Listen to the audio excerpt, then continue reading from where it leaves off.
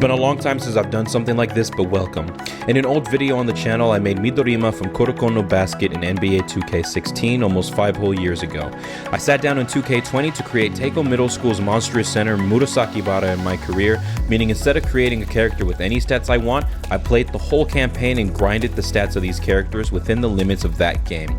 Murasaki is a paint beast with 83 overall so far out of 99. He's a phenomenal dunker whose only other skills are in the defensive category since he was never known for his move pool, but he has decent close shooting just in case.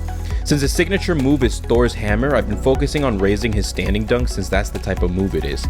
I haven't grinded enough VC, the in-game currency, but I plan to boost some of his post abilities for playmaking and shooting towards the end of the road. His real strengths, besides being nearly 7 foot, lies in his ability to play defense close to the basket, his agility moving side to side, his rebounding power on both ends, and his ability to swat away your shot attempts. When he's finished, I'd prefer to get up his speed and get his strength as close to 90 as possible. I don't care too much about perimeter defense because Midorima is a lazy person and guarding threes is too much work, so that's how I'll play him. Getting into badges, he has Gold Back Down Punisher and Contact Finisher for bullying people in the post, and Put Back Boss to help get an extra edge over great rebounding players. He only gets one shooting badge, and I chose Slippery Off Ball just in case I get it to pop and score an easy layup or something. Murasakibara is also not a good ball handler, obviously, so Unpluckable can hopefully make sure it's not as easy to steal the ball from him, because sometimes that can happen when you get ready to do a dunk. And now for the good stuff, the defense and rebound badges. I'm using a combo of Rim Protector, Chase Down Artist, and Heart Crusher, not just to keep their score low, but to make sure that they don't use the takeover meter, a zone where all players' stats get boosted for having a good streak of plays. To go with the finishing badges, I have the Moving Truck, which lets me push you around as I walk, which is natural for somebody bigger than your doorway. And since I don't have a whole lot of stamina, I'm working on the Tireless Defender badge to make playing defense take less energy. Clamps lets me guard from the 3-point line, but in 2K20, it's a broken badge that helps all of my defense from time to time by my experience. Finally, the Hall of Fame Intimidator badge, since Murasaki is not only a giant, but an infamously good player. It scares your opponent so much that the higher the badge's level, the more likely they can miss shots near you without you even having to block them. That's the breakdown of the character, but who are they playing against? I've matched this with the Los Angeles Lakers, which were ranked as the best team for this year, and we're playing in the conference final where their AI is at the highest and mine is at the lowest. I'm only going to be using clips from a single game instead of a best of 7, and the pressure's on because they have multiple stars, championship winners, and role players, while the Suns only have 2 players above average in overall stats. In the Lakers game, fans get free tacos if they score 100 points, and I want to send them home hungry. And now for the NBA 2K pregame show. This was filmed before I could use game capture software, so I'll have to fill in for the role of the announcer. The Phoenix Suns have 99, 44, and 29 on average per game, meaning that across the board they're a completely average team. After signing Asashi Murasakibara, they've made the playoffs for the first time in 10 years, but they're completely outclassed by the hyper-offensive LA Lakers with higher stats in every category. It's going to be a lopsided battle through and through according to the numbers, but let's see how a member of the Generation of Miracles can stack up.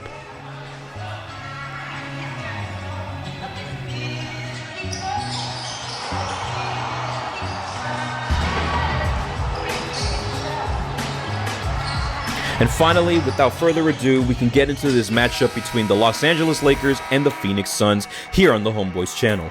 We got Dwight Howard beating DeAndre Ayton for the tip-off, giving Lakers possession where it was tipped and almost immediately lost, but thankfully Howard dove for it and reclaimed the ball for them. Though time has now been lost and momentum has been effectively reset, followed by a missed turnaround from Anthony Davis, contested by yours truly. And this up here, after this bucket, is going to be a new feature for the 2K games that gives an immersive experience of a growing following. I started trying to control the boards and let my team deal with the offense since Murasakibara doesn't play offense unless necessary due to the lazy character, and Rubio comes with a graceful score to capitalize.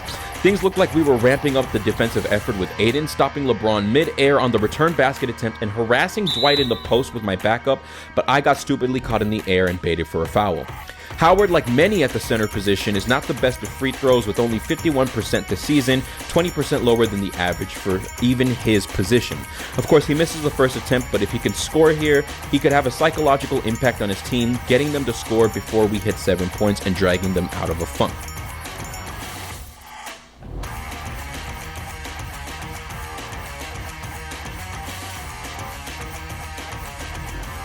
He whiffs the second attempt, giving us a chance to bring it within a single basket. Even with the impeccable D from Davis, I get low and rise high for a pretty hook close to the basket, trying to send a message. But my job is to try to break them and keep them under as long as we can, swooping in for an easy block on Bradley. An athlete who sees their shot miss or worse can unknowingly hit a pit that forces them to have to swap out with someone else, destroying themselves for being useless. So with my team's help, I made sure to score on the same person I just blocked not a moment ago, walking him like a dog. And then we saw a flash of it. I was heating up. In the game of basketball, the term skunked is used to describe your team having 0 while the enemy has 7 or higher. In a street game, you automatically lose. In this game, I start to completely shut you down. Even with minor interruptions to your shot, you continue to miss and fill with self-doubt or even fear. But then, somehow, Davis returned with the block of his own, and then our momentum crumbled as Aiden continued to pump fake to no avail and go up for a layup on 2 defenders, both bigger and stronger than himself. They took to the sky to finally make an indent, but Oubre cut off the midair pass before I even defended it, meaning that almost 3 minutes have passed in my 10-minute quarters without the Lakers scoring a single point. I'd like to use this time to say that each of these NBA 2K videos that I make take several months to record and edit, so please leave a like to motivate me to keep up the quality content. And with the break coming to an end, we can take a second to highlight a player of today's game, DeAndre Ayton, as the most efficient scorer in the league, making 71% of all shots he puts up this season. LeBron throws an overhead to AD, his co-star, who wanted to waste no time swinging back up to take a mid-range jumper, but in the face of a defender like me, it just wasn't gonna fall. Ayton being behind us, though, I was still able to beat AD to the basket and heavily contest Dwight's layup, forcing a miss. Clearly, I came back from the bench with the embers still burning in my eyes before my takeover boost fades. This is me warning you what I get like when I get in my zone. But AD is a strong individual, managing to foul and completely throw off the shot. Be a center, and my shooting stats might be abysmal, but I'd be damned if I walk away without a point. So the first one's gonna go down. You can see me kind of fall off balance there, and for the second one, no good. I had to establish myself, and I hustled back to the other end to ruin an easy bucket. But my team was scattered, and Aiden completely failed to rebound over someone 9 inches shorter, so their big man hit a 3. Payback's a bitch though, and I showed my strength, overpowering the same size power forward with a mere pump fake. 2K can be a bitch back though, and sometimes you don't get to dunk when you try, but a goal is a goal. Aiden got one as well right after, but his shot selection's very troubling. And then the stadium shook. Not only had they scored twice now, but Davis caught an alley-oop for an absolute rim rocker of a one-hand slam. I try to run a play, but I can't dribble, and my team is slipping, so we struggle to make any leeway. Pass from Rubio for 15 points, but I missed the heat check. I've officially come down from my earlier performance. LeBron coming down from the wing on this next possession with only one man in his path. He usually dunks from here, but he whips out a beautiful reverse spin. But I was not having it. I tried to muscle my way to another score, but Davis was ramping up the defense and we lost possession. But Devin Booker managed to sneak in and pick Braun's pocket, giving us a window. I set the pick to make space, and Booker ends up landing the shot, but he stepped on the line, so it's only going to count for 2. James comes in with a difficult attempt, but I was there at the last moment to contest. On that same side as Rubio this time with our second steal and a pass to Booker, who then goes into a step back on 2 defenders and misses the J. By the grace of God, Rubio slips past the heavy traffic and gets in a quick bucket. Braun has gone cold now, and the Lakers use another timeout already in the first quarter. The gap is growing and things are coming along as I expected. With how hard we fought on the defensive effort, we've mimicked Murasakibara's previous performances, keeping one of the most offensive teams to only 2 goals. Then this happened. I was subbed in 1.5 minutes into the next quarter, and my team let them explode and score almost 20 in the last 6 minutes. My violation didn't help either. The only saving grace for this team that I looked down on was that they managed to keep us at 13-point lead somehow. They struggled to find an opening, so LeBron was forced to take an admittedly pretty but deep 3 before the shot clock expired, which he understandably missed. Not only did I snatch the rebound, but I decided I couldn't trust my teammates who seemed more reliable a short while ago and took it to the other end myself, and Twitter loved it. Dion Waiters attempts a wide 3 at the left wing and missed off the side, and I was snatching that too. I wanted to push my team to do better, but instead of cutting for a layup, our PG decides to dribble around and get an assist of his own.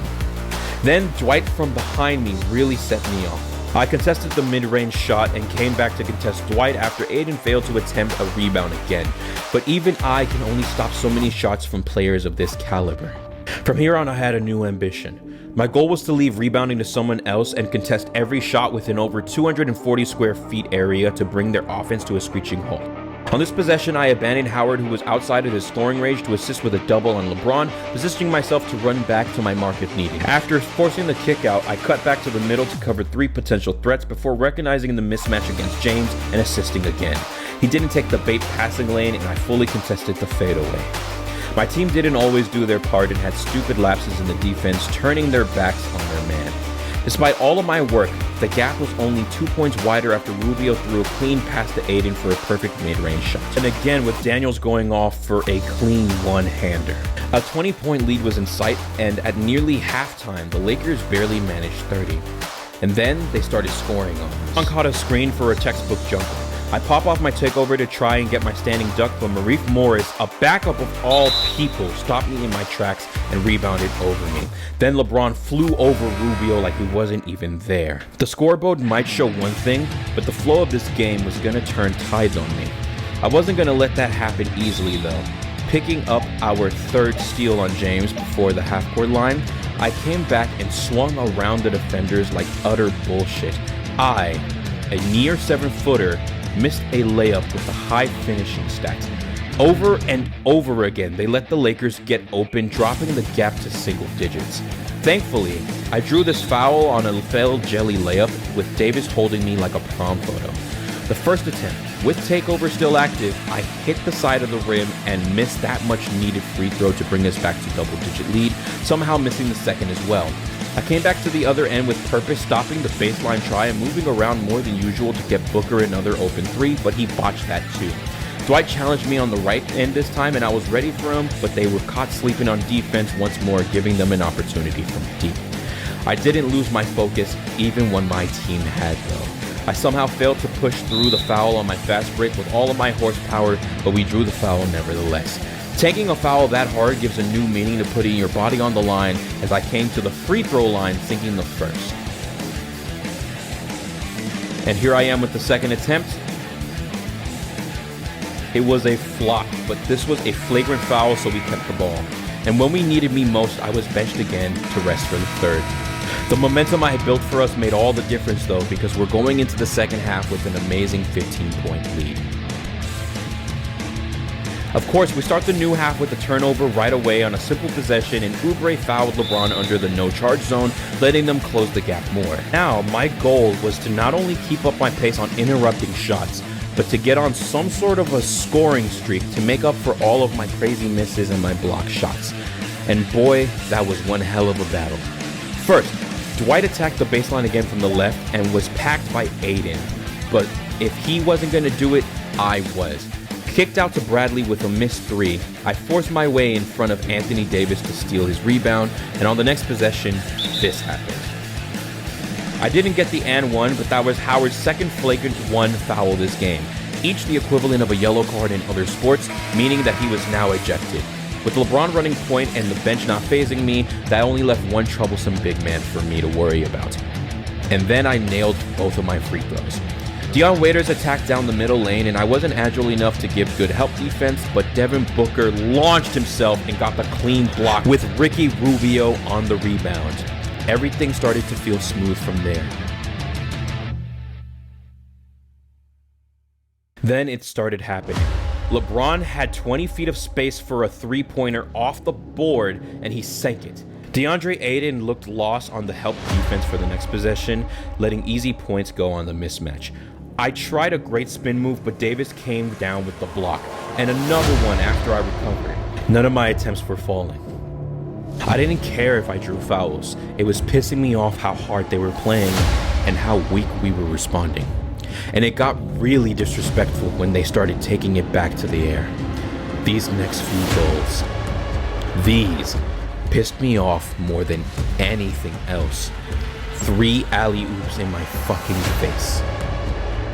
But that made me feel a sense of determination I hadn't felt for a simple game. It was out of character, but I was flinging it from one end to the next and getting there in time to rebound if I had to. In more ways than one, They had awakened a sleeping giant. My presence alone was throwing them off their game, but I kept my eyes glued to the next play. I'd make whatever passes I had to, and I was going to show them how unfair this game was.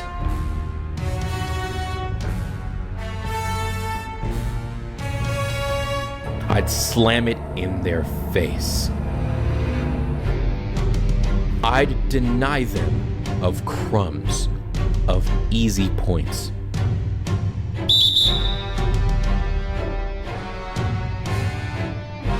I wanted every ounce of my anger to be felt.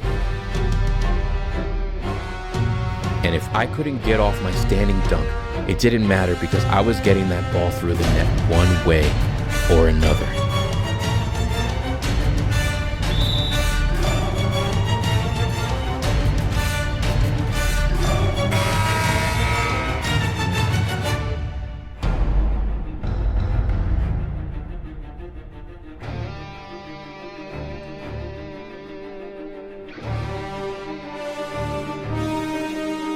I didn't need a meter to tell me that I was taking over.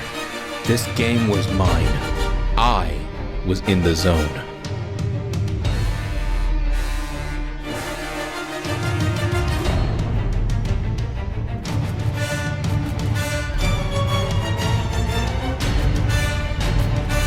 But I wasn't disrespectful enough. I needed to curb stomp the Lakers, mimicking the unstoppable tomahawks and rim hangers of their very own Shaquille O'Neal. I didn't need to say a single word. I just wanted them to feel like basketball might not be for everybody. Thank you so much for tuning in and for sticking it all the way through to the end. Like I said before, these type of videos take literal months for me to get through. So show me a little bit of love and just drop a like. That's all I'm asking. Be sure to stick around for future videos on the Homeboys channel, and we'll see you next time. Peace.